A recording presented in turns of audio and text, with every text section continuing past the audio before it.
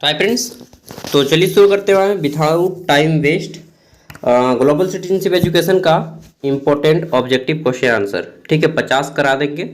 और देखिए आपका जो एग्जाम है वो किस टाइप का रहेगा, फॉर्मेट पहले मैं फॉर्मेट बता देता हूँ क्योंकि आप लोग डाउट में हैं। क्वेश्चन हिंदी इंग्लिश दोनों में रहेगा, 50 मार्क्स का एग्जाम होगा, आप सबको मालूम है। टाइमिंग 1.5 घंटा दिया जाएगा और इसमें क्या है कि 1 मार्क्स वाले 5 क्वेश्चन आएंगे। ठीक है, 1 मिनट। तो मैंने क्या बताया कि 1 मार्क्स वाले 5 क्वेश्चन आएंगे और ये हो जाएगा ग्रुप ए। और ग्रुप बी जो रहेगा जिसमें आपको 15 मार्क्स वाले 3 क्वेश्चन आएंगे, यानी कि 45 मार्क्स का। ठीक है, टोटल 5 क्वेश्चन रहेंगे 15 मार्क्स का, जिसमें से किसी 3 का आंसर करना होगा। तो ये हो जाएगा पेपर का फॉर्मेट, या तो ऐसा रहेगा या फिर इस तरह से रहेगा कि 1 नंबर वाले 5 क्वेश्चन आएंगे, ठीक, फिर 5 नंबर वाले 1 क्वेश्चन आएगा।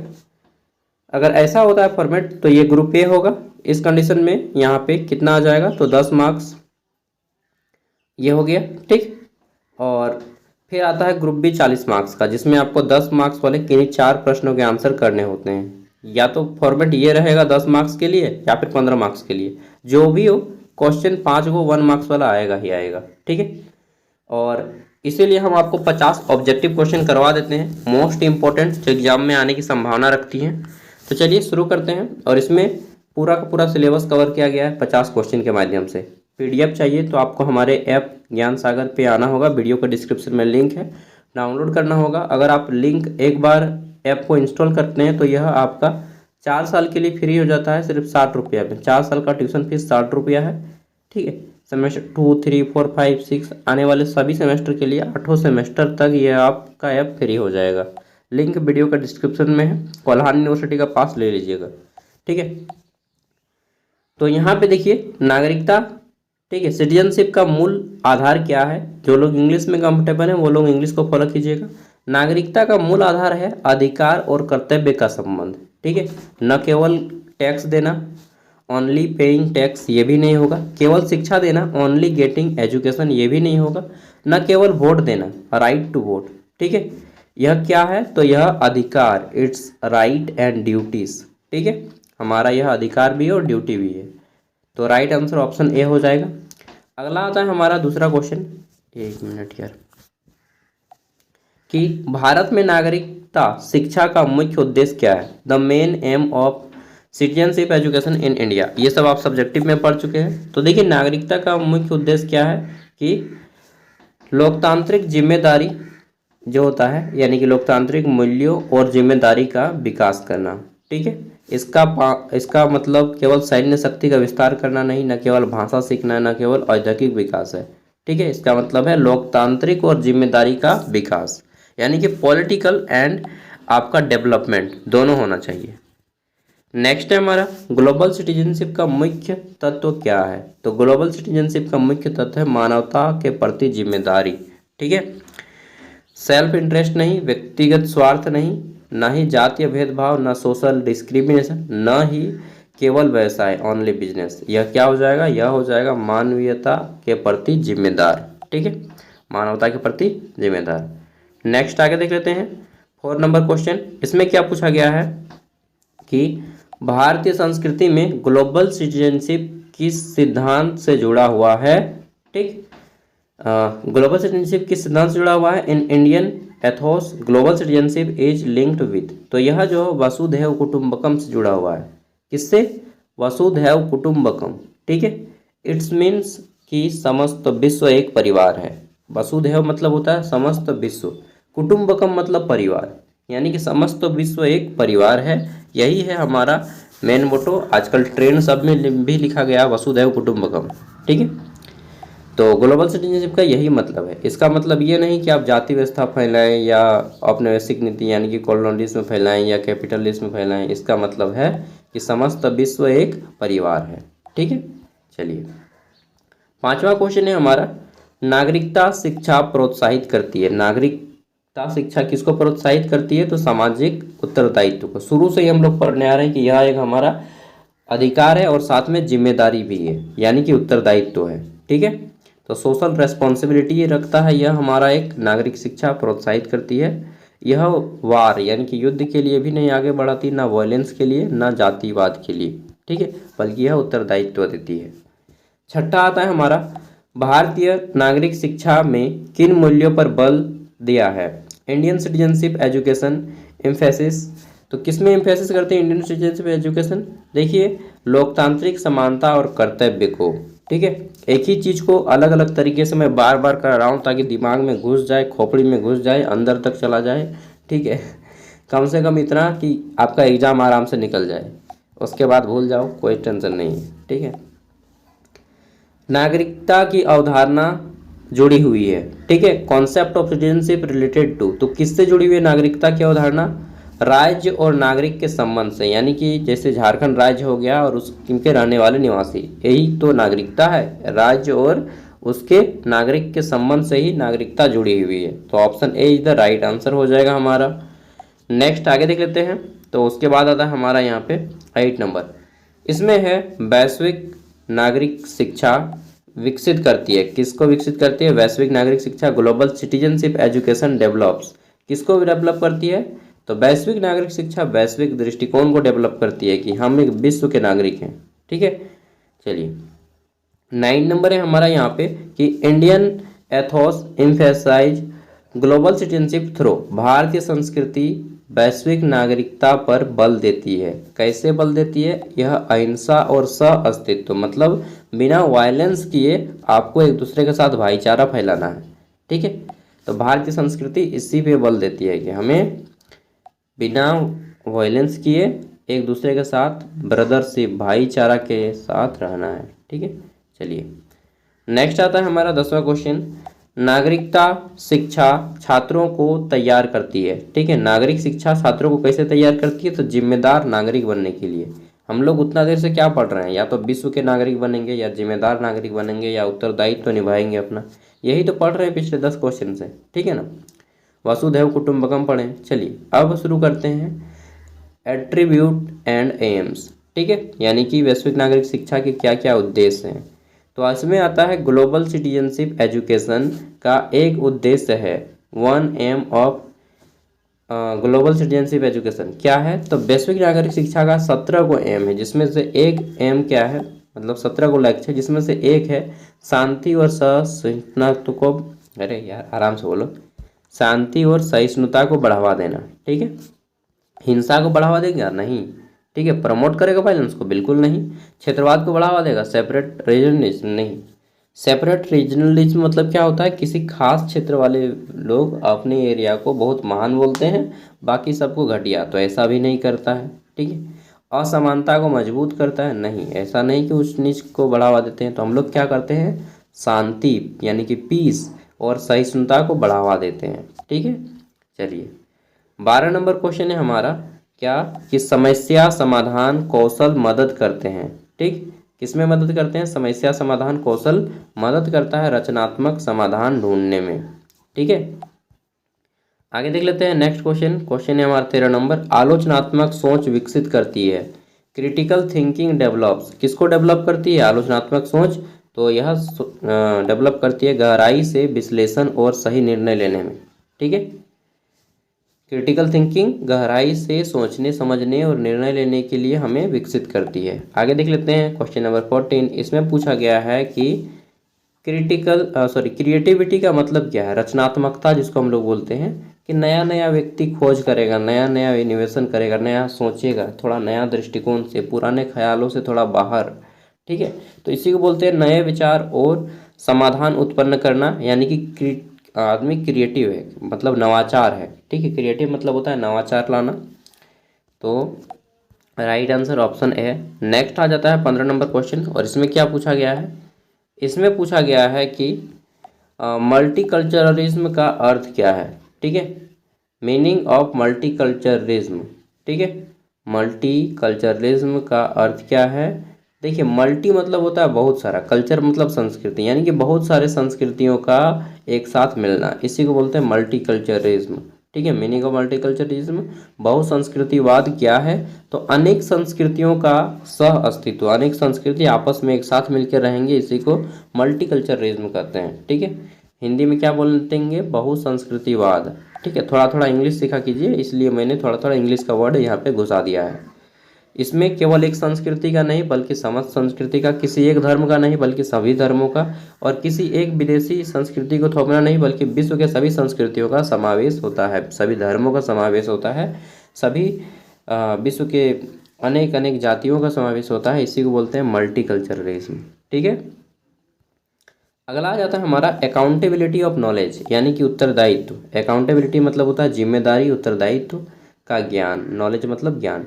ठीक है, तो अकाउंटेबिलिटी ऑफ नॉलेज क्या है, जिम्मेदारी दायित्व क्या है, तो समाज के हित में ज्ञान का प्रयोग करना, इसी को बोलते हैं कि उत्तरदायित्व और ज्ञान। ठीक है, उत्तरदायित्व ज्ञान क्या है, तो समाज के हित में ज्ञान का प्रयोग करना ही हमारा उत्तरदायित्व ज्ञान है। ठीक है, आगे देख लेते हैं नेक्स्ट क्वेश्चन। तो अगला आ जाता है हमारा यहाँ पे वैश्विक नागरिक शिक्षा के गुण क्या क्या है। ठीक है, attribute of global citizenship education are, तो वैश्विक नागरिकता शिक्षा का क्या क्या गुण है, तो उत्तरदायित्व और सहिष्णुता इसका गुण है। उत्तरदायित्व मतलब रेस्पॉन्सिबिलिटी, सहिष्णुता मतलब एक दूसरे से करुणा की दृष्टि से देखना। ठीक है, इसका मतलब ये नहीं कि हम वायलेंस फैलाएं, इसका मतलब ये नहीं कि हम अन्याय करें, इनजस्टिस करें, इसका मतलब ये नहीं कि हम असमानता लाएं। ठीक है, भिन्न भेदभाव करें, डिस्क्रिमिनेशन करें या उपनिवेशवाद करें, यानी कि कॉलोनियलिज्म। ठीक है, चलिए आगे देख लेते हैं। अगला क्वेश्चन क्या है हमारा, क्वेश्चन है हमारा कि वैल्यू एक मिनट, वैल्यू इंक्लूकेशन मीन्स, तो वैल्यू एक मिनट यार, मेरा उच्चारण सही से नहीं हो रहा, प्रोनाउंसिएशन।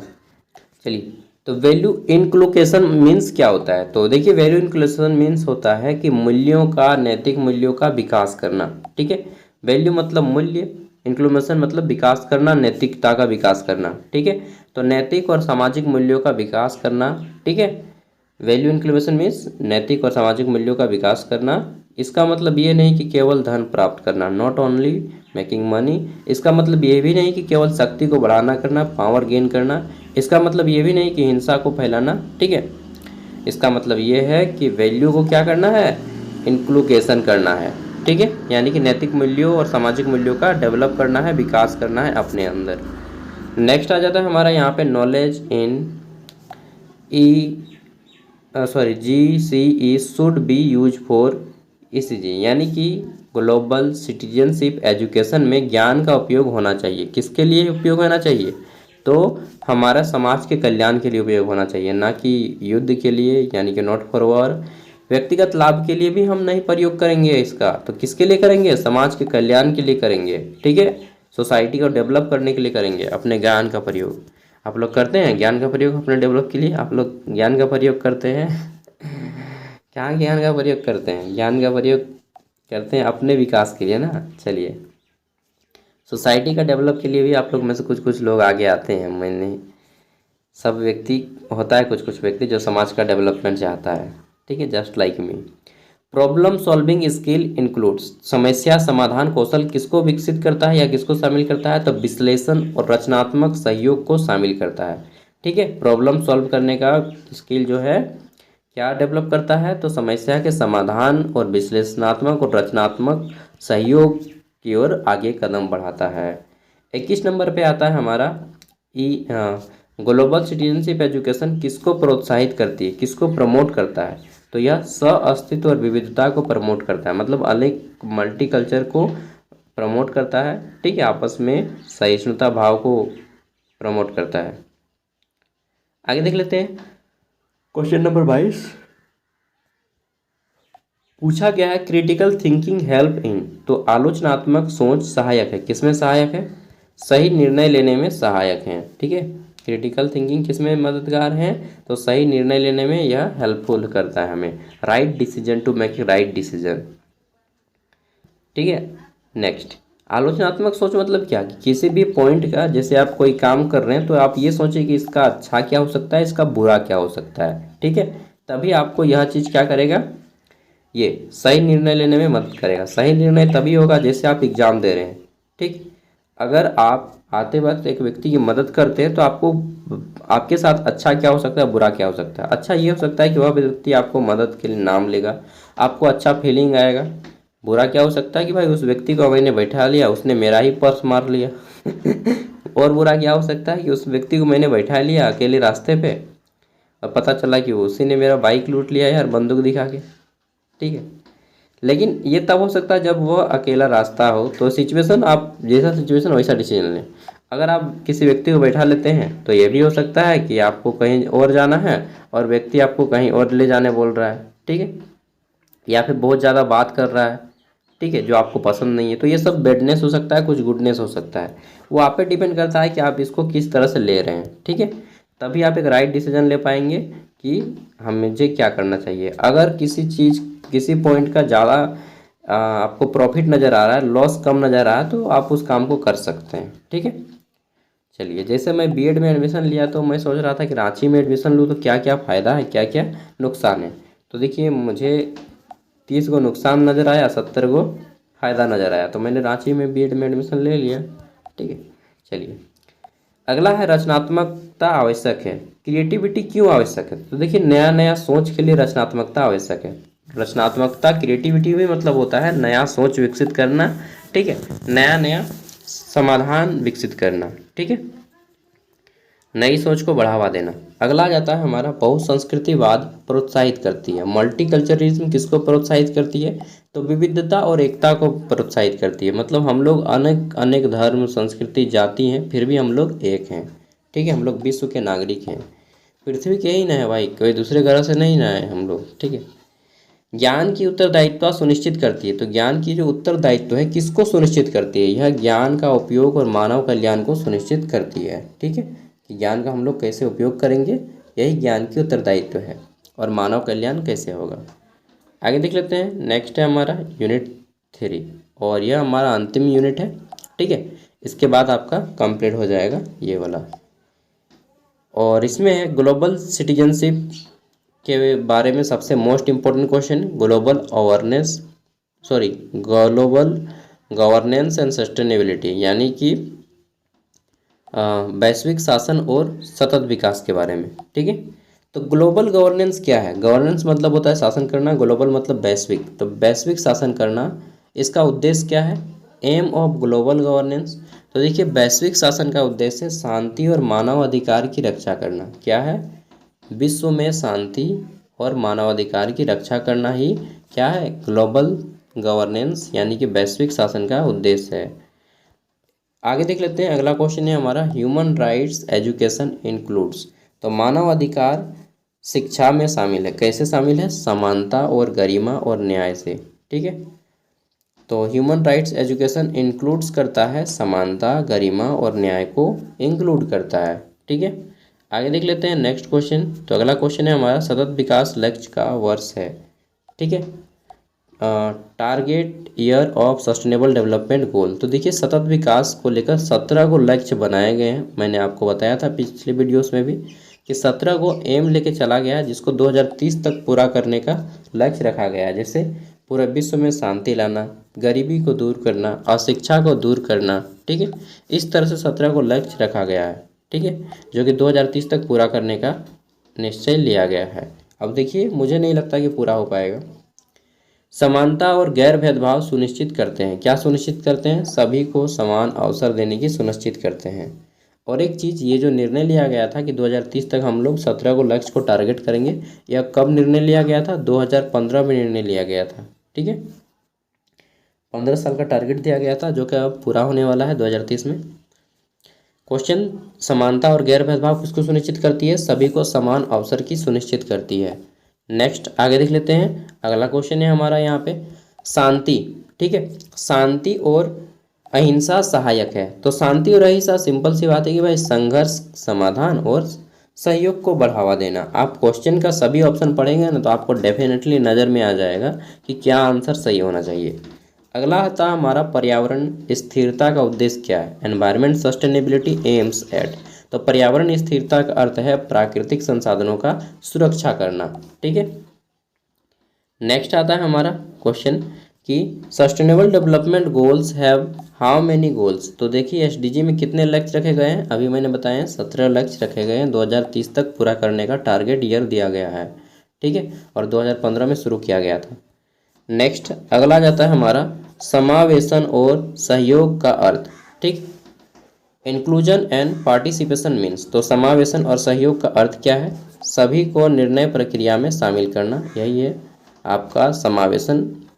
ठीक है, आगे देख लेते हैं। मानव अधिकार बढ़ावा देता है, ह्यूमन राइट्स प्रमोट करता है, किसको प्रमोट करता है? समानता और गरिमा को प्रमोट करता है ह्यूमन राइट्स। ठीक है, समानता और गरिमा को प्रमोट करता है ह्यूमन राइट्स। नेक्स्ट आता है हमारा यहाँ पे ग्लोबल सिटीजनशिप एजुकेशन जो है रिलेटेड टू, तो किससे रिलेटेड है? ग्लोबल सिटीजनशिप एजुकेशन रिलेटेड है वैश्विक नागरिक जिम्मेदारी के लिए, यानी कि पूरे विश्व के नागरिक के लिए। ग्लोबल का मतलब ही होता है विश्व। ठीक है, वैश्विक क्या होता है? वैश्विक, वैश्विक मतलब पूरे विश्व में। तो सिंपल सी बात है कि पूरे विश्व में शांति और जिम्मेदारी को प्रमोट करती है। पर्यावरण जागरूकता का अर्थ क्या है? तो देखिए, पर्यावरण की रक्षा करना और प्रदूषण को कम करना, सिंपल सा आंसर हो जाएगा। नेक्स्ट आता है यहाँ पे सस्टेनेबल डेवलपमेंट मीन्स, तो सतत विकास का अर्थ क्या है? कि ऐसा विकास जिससे हमारा भी फायदा और हमारे आने वाली पीढ़ी पर कोई नुकसान ना हो, यानी कि वर्तमान और भविष्य की आवश्यकताओं को संतुलन करना। ठीक है, नेक्स्ट आगे देख लेते हैं। वैश्विक शासन प्रोत्साहित करती है, किसको प्रोत्साहित करती है? तो वैश्विक यानी कि पूरे विश्व में, यानी कि अंतर्राष्ट्रीय सहयोग में। यहीं पे विश्व का सहयोग भी दे देगा चाहे अंतर्राष्ट्रीय दे देगा। ठीक है, शांति का महत्व क्या है? तो शांति का महत्व क्या है? Importance of peace lies in, तो शांति का महत्व है सहयोग और विकास को बढ़ावा देना। ठीक है, किसको? सहयोग और विकास को बढ़ावा देना। अहिंसा सहायक है, किसमें सहायक है? Non violence help in. ठीक है, तो अहिंसा सहायक है संघर्ष का शांतिपूर्ण समाधान में। ठीक है, नेक्स्ट देख लेते हैं 41 नंबर क्वेश्चन कि पर्यावरण स्थिरता सुनिश्चित करती है, किसको सुनिश्चित करती है? पर्यावरण की स्थिरता, तो आने वाली पीढ़ियों के लिए संसाधन को सुनिश्चित करती है। ठीक है, आने वाली जो पीढ़ियाँ उसके लिए हमें संसाधन बचा के रखना है। कोयला, पेट्रोलियम, नहीं तो बोलेगा बेटा कोयला होता था, देखा है तुमने पेट्रोलियम होता था। ठीक है, पेट्रोल होता था, पीला कलर का होता था। ठीक है, उस टाइम हम लोग गाड़ी में धुई किया करते थे। ठीक है, गाड़ी को उड़ाया करते थे। आज तो इलेक्ट्रॉनिक बाइक आया ना, जैसे हम लोग बूढ़ी लोग बोलते हैं ना, बूढ़ी लोग, कि पहले पोस्ट ऑफिस घर में आया करता था, हालांकि अभी भी आता है ना, पहले मोबाइल फ़ोन नहीं था। चलिए, गरीबी समाप्त करना शांति लाना है, तो गरीबी समाप्त करना शांति लाना है, यही क्या है? सस्टेनेबल डेवलपमेंट गोल का उद्देश्य है। 43 नंबर क्वेश्चन है समानता का अर्थ क्या है? ठीक है, इक्वलिटी मीन्स, इक्वलिटी मीन्स है समानता का अर्थ सभी को समान अवसर देना। ठीक है, अब देखिए जितना अभी तक आपने पढ़ा इन सब के बारे में लास्ट में मैं यही बोलूँगा। मानवाधिकार में न्याय सुनिश्चित करता है, किसको सुनिश्चित करता है? निष्पक्षता और समानता को सुनिश्चित करता है मानवाधिकार न्याय, यानी कि सभी मनुष्य के लिए अधिकार और न्याय, ये समानता को बढ़ावा देता है। तो लास्ट में मैं क्या बोलूँगा कि अभी तक आपने जितना पढ़ा सब भूल जाओ। क्या बात करते हैं? हाँ भाई, सब भूल जाओ। ठीक है, और सब भूलने के बाद भी जो याद रहे ना, वही एक्चुअल नॉलेज है। ये बात आपने सही बोला ना लेकिन कितना भी कोशिश कर लो सब कुछ नहीं भूल पाओगे बॉस। ठीक है, कितना भी कोशिश कर लीजिए, थोड़ी वो आप भूल पाएंगे कि पूछेंगे गोल कितना है, कितना लक्ष्य रखा गया है, 15 को, 12 को, 17 को या 11 को, तो आप थोड़ी भूल पाएंगे इसको। याद ही रह ही जाएगा कि 17 को गोल था। मैंने बोला टारगेट ईयर कब रखा गया है, कब तक इसको पूरा करना है, 2022 में, 25 में, 30 में या 40 में, तो सिंपल से बोलिएगा कि 30 में पूरा करना है। लाख कोशिश करने के बावजूद भी एक बार दिमाग में जो घुस जाता है ना, वो भूलता नहीं है। ठीक है, और जो नहीं भूलते हैं ना, वही वास्तविक ज्ञान है। समझे दोस्त? चलिए, तो एग्ज़ाम में नो टेंशन होके जाइए, जितना याद रहे लिखने का भी ज़रूरत नहीं है। अब लास्ट टाइम में जो याद रहे उसी को पढ़ो और बस आराम से जाके एग्ज़ाम में लिखिए। अब गरिमा का अर्थ क्या है? तो प्रत्येक व्यक्ति का सम्मान करना। ठीक है, आपके सामने कोई लड़की बैठी है तो उसका सम्मान कीजिए। हाय मैम, कैसे हैं? अच्छा बाहर जाके पता चलेगा, बोलो क्या बात है, तो आपका नंबर चाहिए था। अच्छा उसके बाद वो निकालेगी सैंडल। अच्छा आप देखें हैं जी कितना नंबर का है? 6 नंबर का। हाँ, तो गाल पे उतर जाएगा। ठीक है, तो गरिमा का सम्मान करना है, इसका मतलब ये नहीं कि, समझ रहे हैं? चलिए, मजाक कर रहा हूँ, टेंशन मत लीजिएगा। अगला है इंक्लूजन इंश्योर्स, तो इंक्लूजन किसको इंश्योर करता है? समावेशन सुनिश्चित करता है। इंक्लूजन इंश्योर करता है समाज में सभी वर्गों की भागीदारी को। समावेशन मतलब ही होता है समाज में सभी का भागीदारी। 47 नंबर है हमारा United nation sustainable development goal, इसका फुल फॉर्म मैंने बताया। यू से हो गया यूनाइटेड, एन से हो गया nation, United nation sustainable development goals, ठीक है। यानी कि संयुक्त राष्ट्र सतत विकास लक्ष्य का नारा क्या है? संयुक्त राष्ट्र के सतत विकास लक्ष्य का नारा क्या है? लिविंग नो वन बिहाइंड, ठीक है। चलिए सबको साथ में आगे बढ़िएगा। अगला नंबर हमारा क्वेश्चन है कि वैश्विक नागरिक शिक्षा छात्रों को तैयार करती है। कैसे तैयार करती है? तो जिम्मेदार वैश्विक नागरिक बनने के लिए तैयार करती है। यानी कि आपको जिम्मेदार नागरिक बनना है, इसके लिए तैयार करती है वैश्विक नागरिक शिक्षा, ठीक है। यही तो हम लोग को 50 क्वेश्चन में पढ़ा ही है, और क्या पढ़ा है? बस 2-4 को पॉइंट ही पढ़े हो यार। शांति शिक्षा मदद करती है, किससे मदद करती है? सहयोग और अहिंसा को बढ़ावा देने में मदद करती है, अहिंसा को बढ़ावा देने में मदद करती है। यहाँ पे हिंसा मत पढ़ लीजिएगा, ठीक है। अंतिम क्वेश्चन है, सतत विकास लक्ष्य सुनिश्चित करती है। किसको सुनिश्चित करती है? तो सतत विकास लक्ष्य शांति और समृद्धि और समानता को सुनिश्चित करती है। चलिए ऑल द बेस्ट है आप सभी को, अच्छे से जाइए एग्ज़ाम दीजिए, और इसके बाद ऐसी पेपर किनका क्या है कमेंट में कर दीजिएगा, ठीक है। और अपना अगर आपका फर्स्ट सिटिंग में एग्ज़ाम है तो अपना क्वेश्चन पेपर हमें सेंड कर दीजिएगा इस नंबर पे, ताकि मैं आप लोगों का आंसर बता सकूं। ओके दोस्तों, बाय, टेक केयर। अच्छे से जाइएगा, बाइक में रेसिंग वगैरह मत कीजिएगा, आराम से जाना है, एग्ज़ाम दे के निकलिए, मीठा वगैरह खा लीजिए, ठीक है। चलिए बाय।